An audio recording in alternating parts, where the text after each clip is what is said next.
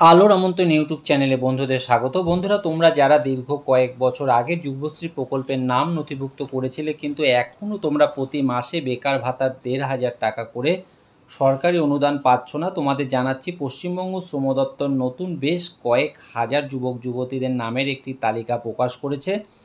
বিজ্ঞপ্তিতে জানিয়েছে যে সকল যুবশ্রী প্রকল্পের নতুন প্রতীক্ষা তালিকা নিউ ওয়েটিং লিস্ট প্রস্তুত করা হয়েছে। উক্ত তালিকায় এমপ্লয়মেন্ট ব্যাংকের ওয়েবসাইট employmentbank.wb.gov.in এর ভিউ যুবশ্রী ওয়েটিং লিস্ট তালিকা পাওয়া যাবে।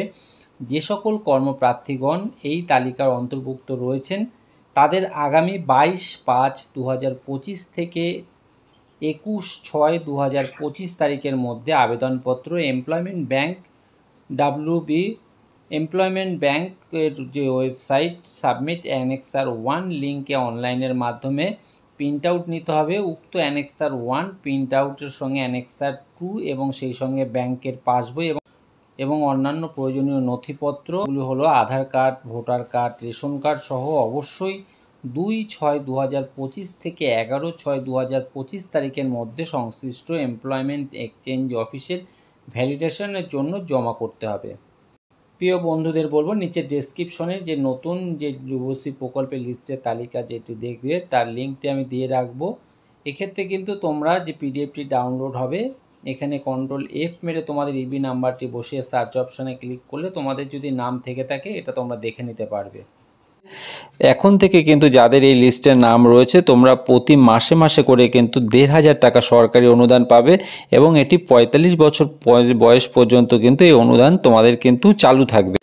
নিচে ডেসক্রিপশনে কিন্তু নতুন যুবশ্রী প্রকল্পের লিস্টের লিঙ্কটি আমি দিয়ে রাখছি। এখান থেকে কিন্তু খুব সহজেই তোমরা নতুন যেই লিস্টটি কিন্তু ডাউনলোড করে নিয়ে Ctrl+F বা সার্চ বাটনে এনরোলমেন্ট নাম্বারটি বসিয়ে তোমার নাম এই নতুন যে যুবশ্রী প্রকল্পের লিস্টে আওতাভুক্ত আছে কিনা দেখে নিতে পারবে।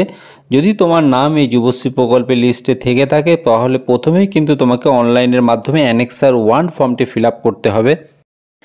অ্যানেক্সার 1 ফর্মটি ফিল আপ করার পর কিন্তু তোমাকে অ্যানেক্সার 2 ফর্মটি ফিল আপ করতে হবে। এটিও কিন্তু এমপ্লয়মেন্ট ব্যাংক অফিসিয়াল ওয়েবসাইট থেকে তোমরা খুব সহজেই পেয়ে যাবে। অ্যানেক্সার 2 ফর্মটিও নিচে ডেসক্রিপশনে আমি লিঙ্ক দিয়ে রাখবো, এখান থেকে খুব সহজেই ডাউনলোড করে ম্যানুয়ালি হাতে ফিল আপ করার পর তোমরা যে পঞ্চায়েত বা পৌরসভা যে এরিয়ায় থেকে থাকো সেই এরিয়ার থেকে কিন্তু তুমি বেকার রয়েছো তার শংসাপত্র নিয়ে তার সঙ্গে কিন্তু অ্যানেক্সার 2 ফর্মটি নিয়ে তোমাকে কিন্তু এই গ্রেড অফিসারের কাছ থেকে তার যে সইয়ের জায়গা রয়েছে সেখানে কিন্তু সই স্বাক্ষর করার পর তোমাকে কিন্তু এই ফর্মটি নিয়ে এসডিও অফিসে জমা করতে হবে এবং ওখান থেকে যদি ফর্মটি অ্যাকসেপ্ট হয়ে যায় তাহলে কিন্তু প্রতি মাসে মাসে কিন্তু তুমি এরপর থেকে ১,৫০০ টাকা করে পাবে।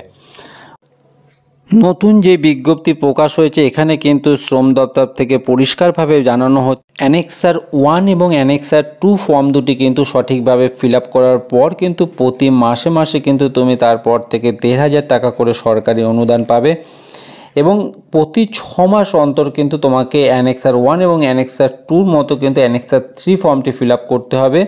অ্যানেক্সার 1 এবং অ্যানেক্সার 2 শুধুমাত্র টাকা পাওয়ার সময় কিন্তু এই ফর্ম দুটো ফিল আপ করতে হয়, এরপর কিন্তু রেগুলার ওয়াইজ তোমাকে প্রতি 6 মাস অন্তর অ্যানেক্সার 3 ফর্মটি সাবমিট করতে হবে।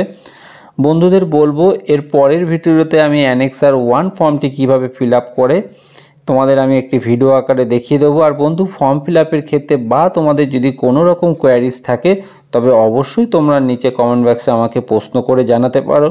আর বন্ধু, এমন অনেক কাজের প্রয়োজনীয় ভিডিও খুব সহজেই পেতে প্রিয় বন্ধুকে বলবো অবশ্যই চ্যানেলটিকে আপনি সাবস্ক্রাইব করে রাখবেন। ধন্যবাদ।